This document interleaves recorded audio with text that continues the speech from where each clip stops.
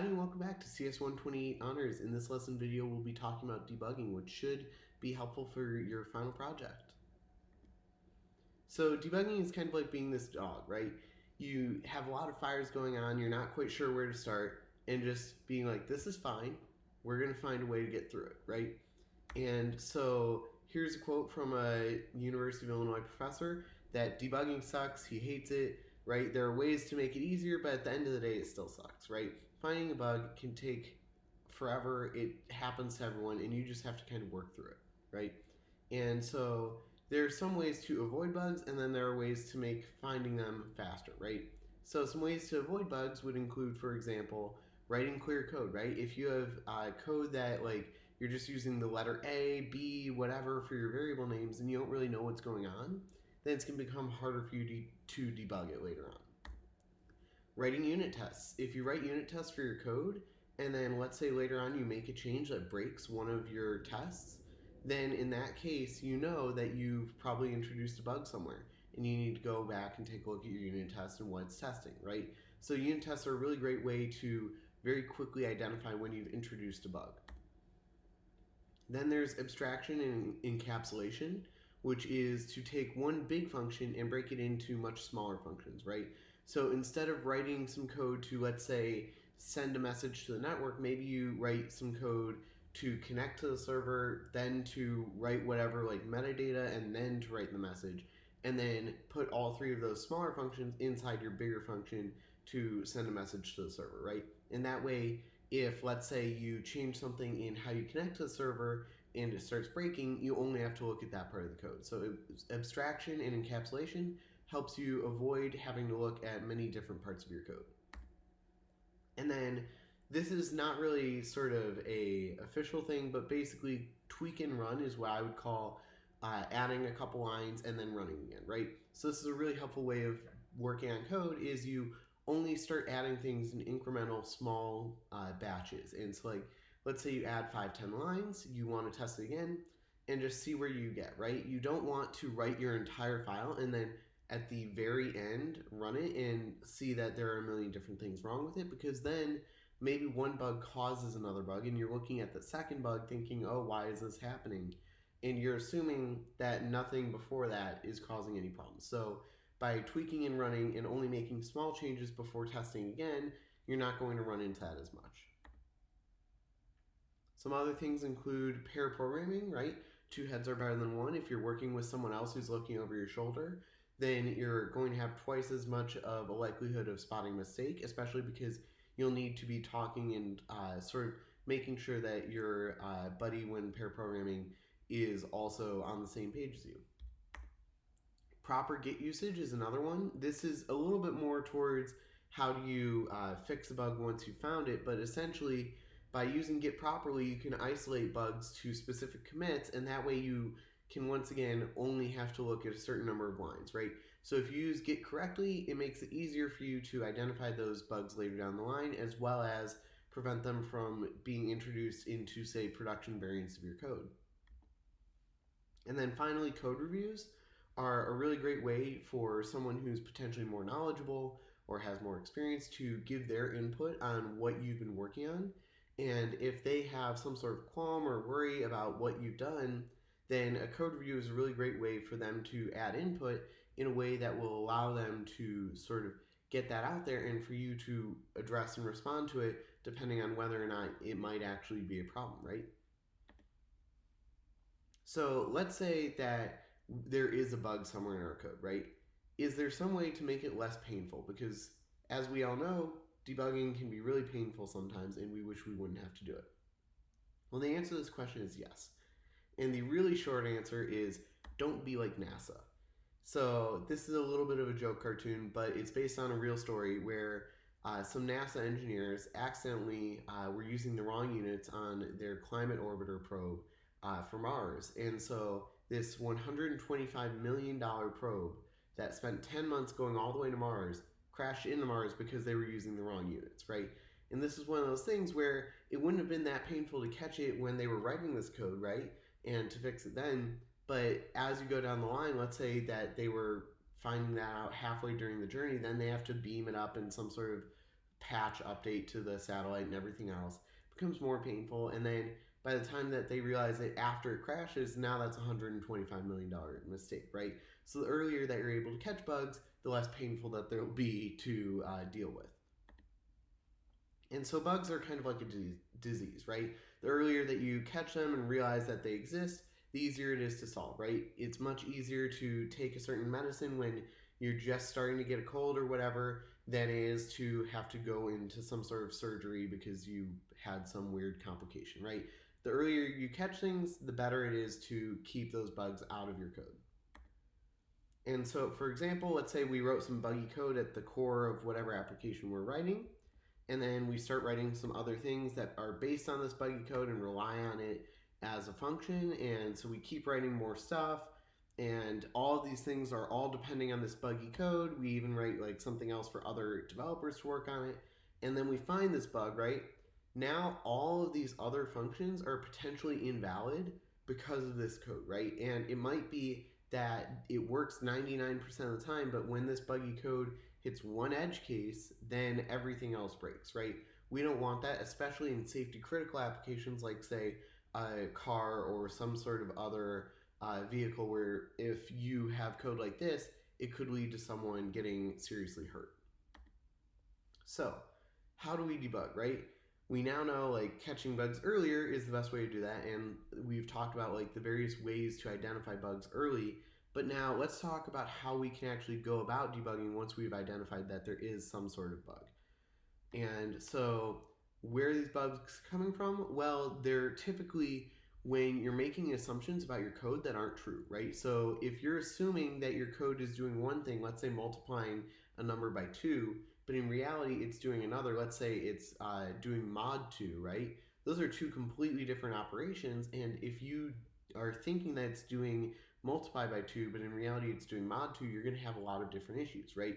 So these assumptions about your code, they're really important to make sure that they're correct, because if they aren't, then you might have problems show up later down the line. So how do we identify where these assumptions are happening and where they're incorrect? Well, there are a bunch of different ways, and we'll talk about some of them. And just like real life, using the wrong tool for the wrong bug can actually make it more difficult to track down that bug, right? You might be putting in way more time than you need, or you might actually make a bug worse. So the first one is print line debugging. This one is pretty simple. It's probably something you've already done before, but it's using print statements to determine what your code is doing at runtime. I also realized I'm using the wrong "your" there. Anyway, it can answer various different questions, including do you ever reach this print statement, right? You can add a print statement into an if statement, and if that print never executes, you know that you're never going inside that if statement. Or maybe, why am I getting a null pointer exception, right? Maybe you're trying to read something and you're just getting some weird error as a result. Well, maybe you need to check what the value of those things are before, or maybe you need to look at every time it gets assigned. How big is this array, right? Maybe you're getting an index out of bound exception and you want to see the size of that array. Or maybe how many times does this loop execute, right? Maybe you want to print out some sort of message inside of a for loop to see how many times the loop executes before something bad happens. And that way you have an idea of which element in, say, an array is causing an issue. So yeah, with all that being said, let's take a look at an example of print line debugging with a FizzBuzz application in Rust. All right, so looking at this code, we have a simple FizzBuzz function which is going to print out fizz for any number that's divisible by 3. We're going to print out buzz for any number that's divisible by 5, and then FizzBuzz for any number that's divisible by both. And so let's try to use print line debugging to take a look at what might be wrong with this code, right? So I have this simple main function up here, which is getting the first 16 FizzBuzz items and then is printing them out, right? So let's take a look at that and see what is going on. So if I run, you'll see now that we have fizz and then 1, 2 fizz, 4 buzz, fizz. And so this is looking correct so far. And so what you'll notice though is that we expect FizzBuzz to start at 1, not 0. And so this is an example of print line debugging, creating a very simple way to take a look at something that might be wrong. So we expect it to be starting at 1 instead of the item +1. So what we can do in order to fix that is we can take a look at our for loop here and notice that, yeah, we are starting at 0 instead of 1. So what we can do is all we have to do is we can just do 1, and then we can do +1 over here. And if we rerun it again, now you'll see that we're going to be starting at 1. Okay, cool. So that's a good way to solve things with print line debugging, because all you have to do is just take a look at what might be going wrong and then just fix it through there. All right, so now that we've talked about what that looks like in FizzBuzz, let's take a look at some of the cons of print line debugging. So one of the biggest ones is that you're making a lot of changes to the code, right? Each change needs to be recompiled and rerun to see the effects. Now, this wasn't that bad for FizzBuzz because all we had to do was compile one file and it was relatively quick. But if we had a much larger code base, let's say something with 500 files and maybe a couple other external libraries that all need to be recompiled every time, that gets very slow very fast. And so this makes it very, very difficult to test in quick succession while making these changes to see different values, right? So it becomes very difficult to see all of the different values without having to recompile your code a lot. The other thing is that they're part of the code, right? So it changes the line numbering. So let's say you have someone else working on the same file and they put a print line on a different line. Now the line numbers are going to differ between the two of you. Or maybe they don't put one and then you say, oh, check out line 53, and in reality that's line 54 for them, right? There are all these different things that could be going on. And it also leads to what I would call code appendix syndrome, where essentially you have code that you'll maybe after you're done debugging will comment out, or maybe you'll leave it in as like something that you can use in case like it reaches this one weird edge case and you just kind of forget about it. And now this print statement that really shouldn't be there is just kind of forgotten about and left in there. And so this code is now dead code that really shouldn't be there, but is still inside the code base because you needed it for debugging. And then finally, it's limited in scope and ability somewhat because, as I mentioned earlier, you have to add these print lines everywhere, right? You're going to, in order to have to see how a variable changes, put print lines everywhere where that variable could be changing, right? And that gets very cumbersome very fast. So the next type of debugging is rubber duck debugging, right? And so the name is a reference to a story in the book, The Pragmatic Programmer, in which a programmer would literally carry around a rubber duck and debug their code by forcing themselves to explain it line by line to this duck, right? So they would literally have a duck in their backpack or whatever, they'd carry it around, and then if they got stuck on something, they would take out the duck, stare it right in the eye, and say, I expect my code to do this, but it is doing that instead. And would keep going through until they'd find it. And so you can use all kinds of different things to do rubber duck debugging. It doesn't have to be a rubber duck, it can be, but it can also be some other sort of inanimate object. You can explain it to your phone for whatever reason. You can use all types of different things. And so in order to sort of explain why this works, let's take a look at Wikipedia. And so you'll see here that it mentions a couple of different things. First off, you don't even have to explain to someone, but if you do, they don't even have to know about programming, right? This isn't about the help that you could be receiving from whoever you're explaining to. It's more about you going through the process of having to explain it. And as you go through explaining, you'll occasionally and most usually hit the solution while explaining the problem, right? You'll see, and this is doing that, this is doing that, and at some point you'll say something that when you think about it is not actually true. And at that point you'll know, oh, that's where the issue is. And so in describing what this code is supposed to be doing, but then actually looking at the code, you might notice where that sort of assumption is being broken.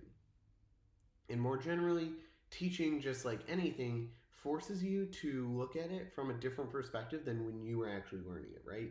When you have to teach something, you have to think about, okay, now that I know it, how do I tell someone else the same thing? Which provides a deeper understanding because you actually have to internalize this sort of knowledge and how it would be best to tell someone else about that knowledge. So yeah, in terms of a how-to of how to use rubber duck debugging, all you have to do is get some sort of duck or some other inanimate object to listen to you, and then you just go line by line and explain what you're doing in a lot of detail, right? So you literally will say, okay, this while loop is going to go from here to here, and it's going to do this, this, and that. and you literally are going through line by line to explain what you expect to happen, right? And at some point along the line, you'll have your eureka moment where you'll find the mistake that you missed before, and you'll be like, oh, this should be doing that, but it's actually doing this. And at that point, you can put the duck away, right, if you used a rubber duck, or you can apologize to your roommate or whoever else you bother if you notice it before they give you any input. So yeah, now that we've talked about it sort of in the abstract sense, let's go into some code and we'll take a look at what rubber duck debugging would look like. All right, so now we're going to be using rubber duck debugging to solve our issues, right?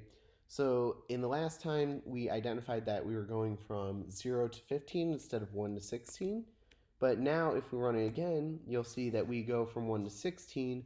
But looking here, you can see that we use fizz instead of fizzbuzz for 15. And so 15 should be divisible by both 5 and 3, so it should be fizzbuzz.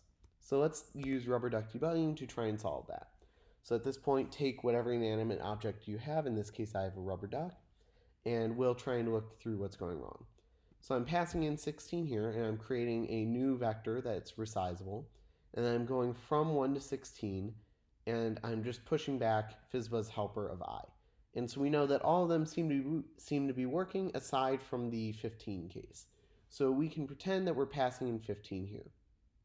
So we'll just make a note of that, passing in 15. All right, so now inside of here, we have an if statement that says if I mod 3 is equal to 0.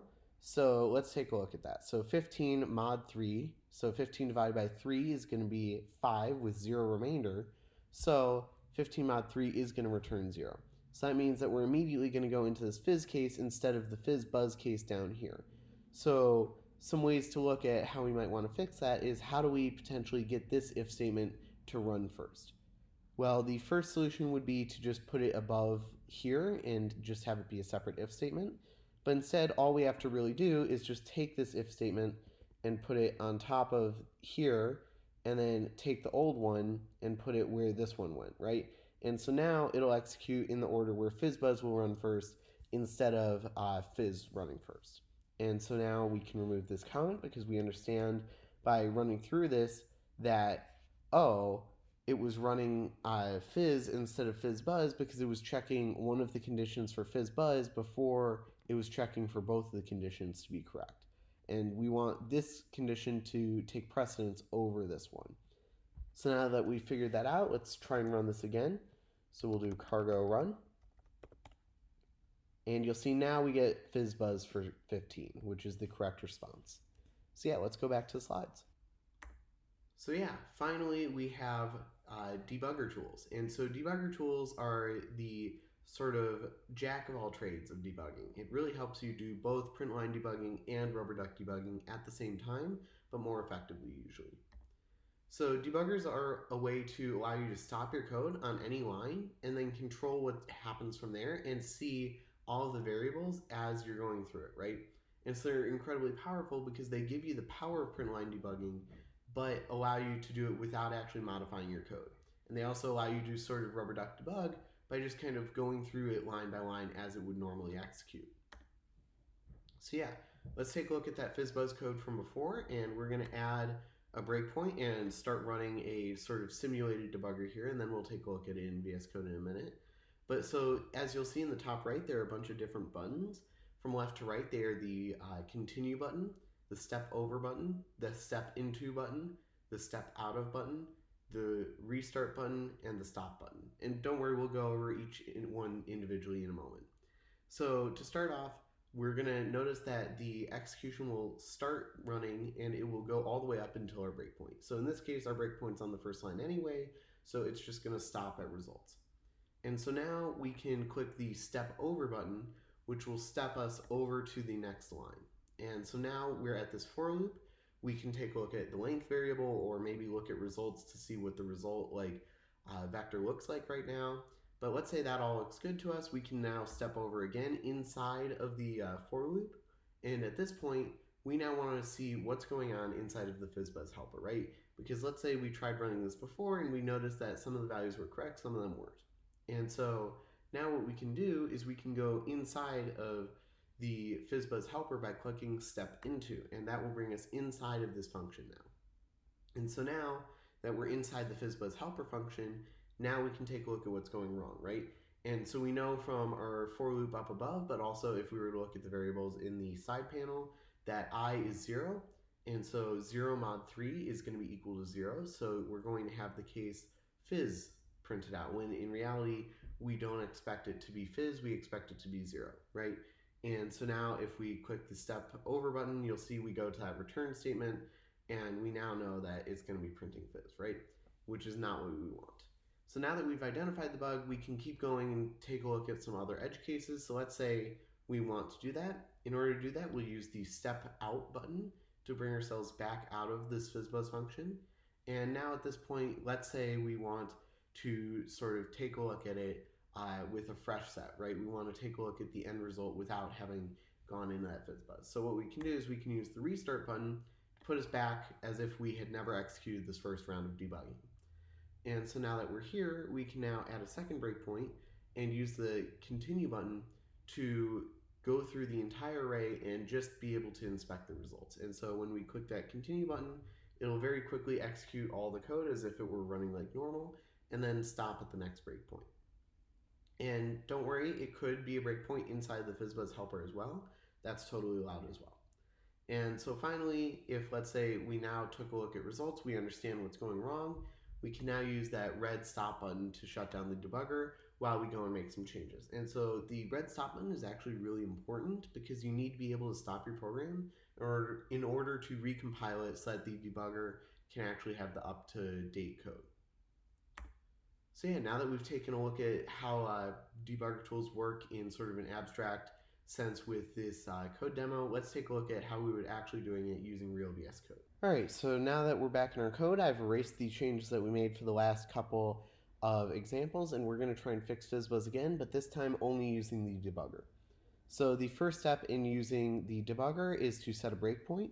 And so in this case, we're going to start with our FizzBuzz function, and we're going to add a breakpoint over here by just clicking to the area to the left of the line number. Now, once we've got that working, now what we can do is we can click on this debugger button and select debug executable and hit run. And so when you do that, it will pop everything up, and you can see we now have length equals 16, and we can start populating things. So you can see now results is 0. So now we can try running this, and we can try running the first iteration. You see I is 0, and we might notice, hey, I was 0. Why is I 0? And we notice that fizz showed up in here. And so now, knowing our knowledge of, hey, this should be 1, we can set our index to be 1 just like before. So now that we've got that, we need to shut down the debugger completely so that it will compile the new changes. And when we run it again, now it will take these new changes and start at 1 instead, as you can see here. And so now if we start running through here, you'll see that we're printing 1 to fizz and so on into this results, which seems to be correct so far. So now if we try and use this continue button to run through the entire thing, you'll see that it looks correct all the way up until 15 again, and so we notice that 15 is incorrect. So now let's take a look at how we can fix the 15 case. So what we can do now is we can actually set a breakpoint here, and if we right click, you can actually select edit breakpoint and add, let's say I is equal to 15. And so now when we run it again, you'll see that it's going to stop only when I is actually equal to 15. So everyone else looks correct, and we can evaluate that, but now we can look at 15, which is the problem case for us. And so we'll use the step into button to go into the FizzBuzz helper, and now you'll see what we can look at. And so just like before, what we can do is we can take a look at the example, but what we're going to do first is we're actually going to do I mod 3 is equal to 0, and we're going to try running that inside there. I believe you need to do one more thing. 3. Okay. So if we print I, we get that, and if we print I mod 3, we get 0. So if we print I mod 3 is equal to 15, sorry, if I mod 3 is equal to 0, now you'll see that because 15 mod 3 is equal to 0, we'll get true, and so now we know before we even hit the next execute button that this is going to succeed. And if we click it, yep, we'll see that we're getting fizz. So now we can do the same thing as before. We can just take this condition up here, put it right there, and then change this to be fizz buzz, and this just to be fizz. And so now if we try and reset it and try to run it again, and we'll remove this breakpoint. Actually, no, we'll leave it in just to show how it'll work now. So now we'll go inside just like before, and we'll see, oh, okay, now it's going to do fizz buzz because both these conditions are true and it takes precedence.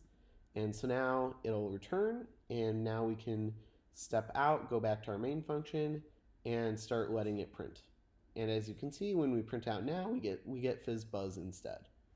All right, so now that we've taken a look at our final way of debugging in terms of looking at our actual code, let's talk about one of the most useful ways to do it. And that would be to use Professor Google, or just Google in general, right? And so Google is really going to be your best friend while debugging, because someone else, most of the time, has likely ran into the exact issue that you ran into before. And so some of the previous course staff members on CS 128 Honors, when you would ask them a question, would say, Google it, or I don't know, have you Googled it yet? Or show me what you found online so far. And the whole point of that exercise of not actually just jumping straight into the code was to see what the student had actually done to try and debug, right? And so this is a really helpful way. Of course, it's obviously more frustrating from a student perspective, which is why we started to move away from it. But this sort of philosophy of Googling things before you try to go to office hours is really helpful, because now you're going to be looking at maybe the 100 people who've looked at this same issue before you, right? And it should at least give you an idea of what might be going wrong. So we're going to give a quick little demo on how to use Google for bugs. And so the first case is, let's say you have a compiler error. And while the Rust compiler is super good, the C++ one isn't. But even with the Rust compiler, maybe you're confused by the output message, right? So what you can do is you can just copy paste that error into the Google search box, go over, click Google search, and boom, you'll have a couple of answers that you can take a look at, and hopefully one of these will be pretty useful for you, right? Usually the top link is 95% of the time going to get you what you need for a compiler error. And so this is really helpful because it helps you identify what's going wrong and how to fix it very quickly. And so now the other case is, what if you don't have an error message, right? What if the code is compiling and it isn't crashing, but it's doing something that you don't expect, right? Well, in that case, what you need to do is describe your problem, right? So in this case, we're going to say, oh, I don't know how to use threads, right? And so you can just say how to use threads in Rust. Go click the same Google search button and look through this list of different links that might be helpful for you. And so this way of Googling is actually a really good way to help you sort of understand the different things that could be going wrong with your code. And so now you can just go through these and see, oh, maybe that second link is super helpful, right? Maybe you didn't know you needed to import the standard thread crate. But this is hopefully a way to get you sort of into the general area of maybe where your issue is like happening. So yeah, in short, use Google, right? Google is your friend. It will help you a lot when it comes to running into bugs and sort of debugging. And so whenever you can, make sure that you're using Google. So finally, this is a little bit of a lesson sort of ending activity. You don't have to do this, but this should be like a good way for you to sort of practice your Google abilities. So what I'm going to do is I'm going to show a couple of different questions and compiler errors and those kinds of things. And your job will be to go and try to solve them. So yeah, the first one is that Git is saying unable to read tree object head. So now there are a couple of different options here in terms of what might be going wrong. And so go onto Google and see, maybe try Googling what you're trying to find and see if any of these are able to help you out with what you're looking for. The next question is that you want to echo $path and not the current path, right? How do you go about doing that? And we have a couple of different options here. Some might be right, some might not be. But in general, like the idea here is that you want literally $path, not the current directory, right? Because if I do echo $path, I'm not going to get this actual value. And then finally, we have nothing is being printed from a file. And I don't know, it's broken. I don't know what to tell you. All I have is those 5 lines down at the bottom there. And so I'm taking in a file name, I'm printing out the file, and then I'm trying to read the file, and then I'm trying to print it out, right? And so nothing is being printed. I'm not quite sure why. And so try Googling around, see if you can find what might be going wrong there. There are a couple of different options where it might be. But yeah, just Google around, see if you can find the most likely one. So yeah, that was debugging in general.